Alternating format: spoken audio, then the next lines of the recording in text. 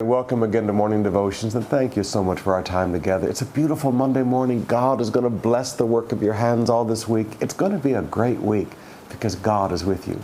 We had a wonderful weekend, 381 people water baptized. Salutes to all of our Connect Group leaders and all of our workers. You did a great job of helping bring in the harvest and fulfill the Great Commission.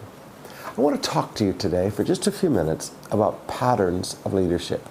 Now, I haven't come to you out of Kings for a while because I wanted you to begin to see a pattern. I want you to see a pattern of righteousness in King David. How many times have you seen the scripture, for the sake of my servant David, for the sake of my servant David? How many times have you seen it spoken of the kings of Judah? Remember, Israel is now split, the 10 tribes, the 2 tribes. The 10 tribes is Israel, the 2 tribes is Judah. How many times have you heard it said, he did like his father David?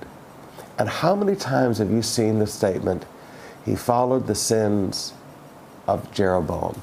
I mean, look in our text today in chapter 13, beginning with verse 6. It says, Then Jehoahaz sought the Lord's favor, and the Lord listened to him, for he saw how severely the king of Aram was oppressing Israel. The Lord provided a deliverer for Israel, and they escaped from the power of Aram. So the Israelites continued to live in their homes as they had done before. But they did not turn away from the sins of the house of Jeroboam. And then you get over to verse 11. It says that again. He did evil in the eyes of the Lord and did not turn away from the sins of Jeroboam. And then you get to chapter 14, verse 24. We find it again.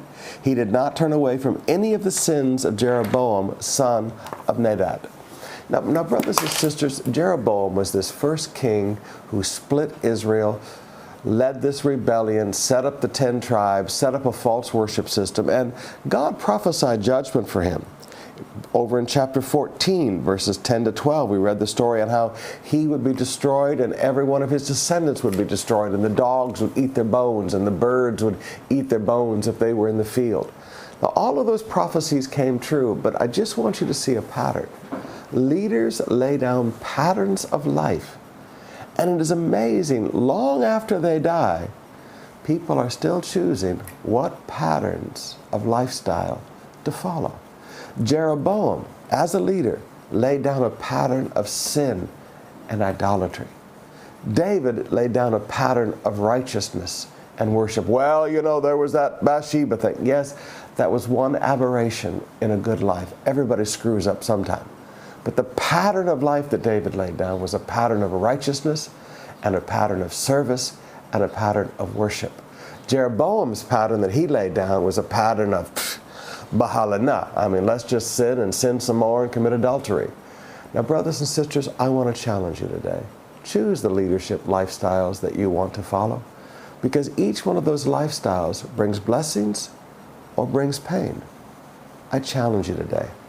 Let's live a righteous life. I know there are leaders that will lay down patterns of lifestyle for you that are wrong, and it's amazing for how many generations of people those are perpetuated. But let's look to people who lived a righteous life. Let's follow in paths of righteousness for His name's sake.